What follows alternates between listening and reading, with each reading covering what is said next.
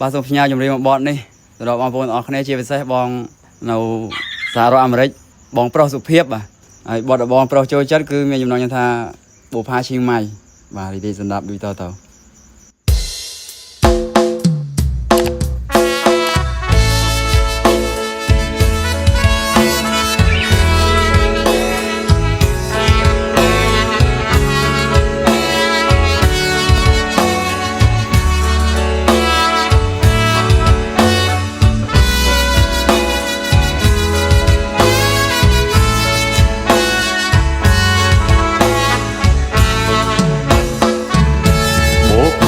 ឈៀងម៉ៃរៀមនឹងអាឡ័យអូនរាល់ថ្ងៃពុំភ្លេចឡើយនឹកគ្រាថ្នាក់ថ្នមច្រៀងបំពេគេញរួមខ្នាស្ដាយអើយសែនស្ដាយយើងបែកគ្នាហើយ